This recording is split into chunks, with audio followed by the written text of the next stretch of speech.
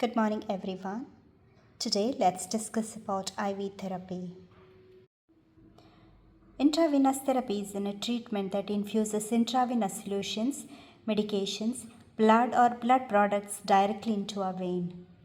Intravenous therapy is an effective and fast-acting way to administer fluid or medications, treatment in an emergency situation, and for patients who are unable to take medications orally. Approximately 80% of all patients in the hospital settings will receive intravenous therapy.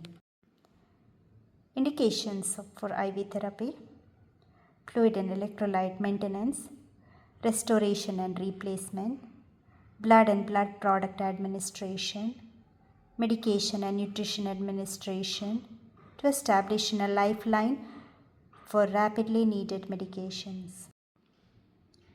Site selection depends upon the type of solution to be infused, condition of vein, catheter size, patient age, patient activity, presence of diseases or previous surgeries, presence of shunts or graft. Types of venous access. PIVs is a short intravenous catheter inserted by a percutaneous venipuncture into a peripheral vein held in place with a sterile transparent dressing. Upper extremities are the preferred sites for IV insertion. PIVs to be replaced every 72 to 96 hours to prevent infection and phlebitis in adults. Isotonic fluids and their uses: 0.9% of sodium chloride, ringer lactate, and 5% dextrose. Hypertonic solutions are 3% of sodium chloride, 10% of dextrose.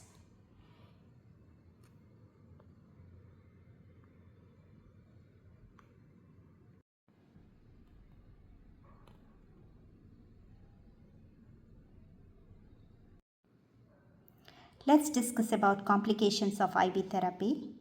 There are two types of complications: local complications and systemic complications. Local complications occurs at the insertion site of an IV device or closed at an IV site. Assessing and monitoring are the key components to early interventions. Systemic complications occurs within the vascular system removed from the IV site. Can be life-threatening. Now let's discuss about IV complications in detail. Infiltration occurs when IV fluid or medications leak into the surrounding tissue. Infiltration can be caused by improper placement or dislodgement of the catheter. Patient movement can cause the catheter to slip out or through the blood vessel lumen. Signs and symptoms: swelling, pallor, cool skin temperature, discomfort, tenderness, sluggish flow. Infiltration possible causes are puncture of the distal vein during access, dislodgement of the catheter from the intima of the vein, poor securement, or manipulation. Some of the nursing interventions to manage infiltration: stop infusion immediately and remove IV catheter, elevate extremity, warm and cold compress applications, document findings and actions, restart IV in an alternative location. Next complication is phlebitis. Phlebitis is inflammation of a vein.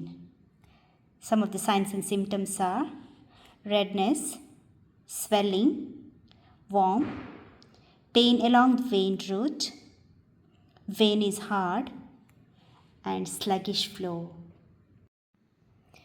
There are main three types of phlebitis: mechanical phlebitis, chemical phlebitis, and bacterial phlebitis. Mechanical phlebitis possible causes are: canula is too large for vein, canula inserted near a joint creating a piston motion against vein wall when patient moves, inadequate dressing and securement. Chemical phlebitis possible causes are: infusion of alkaline solution, infusion of hyper and hypotonic solutions, speed and method of infusion delivery. Bacterial phlebitis causes a break in aseptic technique during insertion or routine care, inadequate skin preparation, use of contaminated supplies, solutions or medications, canula in site past date of expiry. The management of phlebitis: remove IV cannula and reinsert in new location, apply warm compress, notify physicians, notify overall nursing supervisor, document assessment and action. Next complication is hematoma. Hematoma occur when blood leaks into the extravascular space. Possible causes are related to venipuncture technique, trauma to the vein during insertion, discontinuing IV without applying adequate pressure. Signs and symptoms are discoloration or bruising of the skin around the site swelling and discomfort, inability to advance or flush IV line. Management of hematoma: remove venipuncture device, apply pressure and warm soaks to affected area and recheck for bleeding, document patient's condition and interventions. Next complication is extravasation. Inadvertent administration of a vesicant solution into surrounding tissue. Vesicant is a fluid or medication that causes formation of blisters with subsequent sloughing of tissues occurring from the tissue necrosis. Signs and symptoms are swelling, burning or pain at the insertion site, slow or stopped infusion. These are some of the examples of vesicant drugs.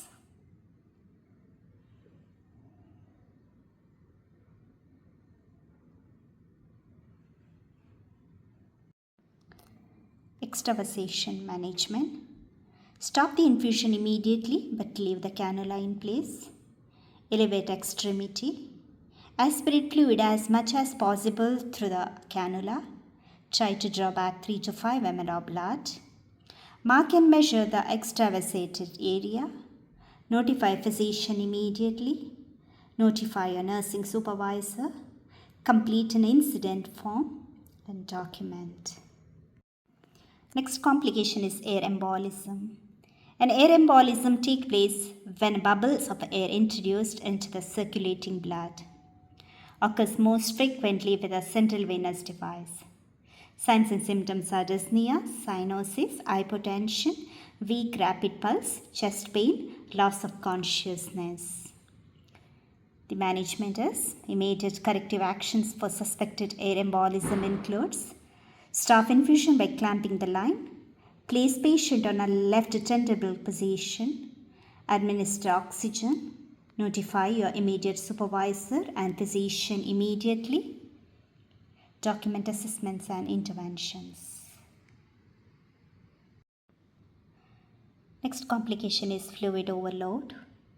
It's an excess of fluid disrupting homeostasis caused by an infusion at a rate greater than the patient's system is able to accommodate.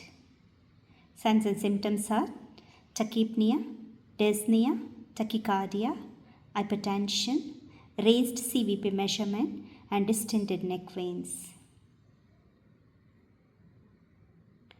Management: stop the infusion, notify the physician, administer treatment as ordered, document assessment and interventions.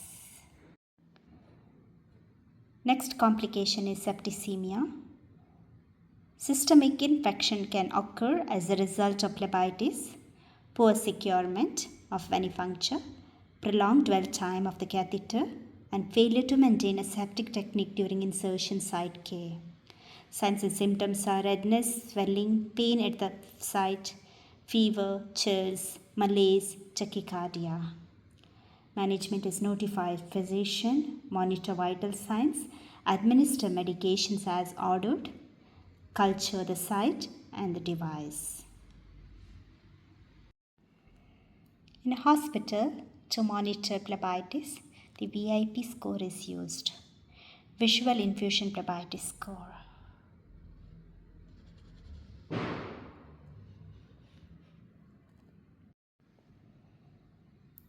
Flush the IV cannula with 0.9% of normal saline to keep it clean and free of blood or medication, which can help prevent infection and blockages. IV cannula to be flushed before and after administering medications, before and after blood sampling, when not in use, and to keep the line open. Nursing considerations: monitor infiltration, look for the signs of infiltrations, monitor signs of phlebitis, regularly monitor IV flow rate, assess for fluid overload, and proper documentation.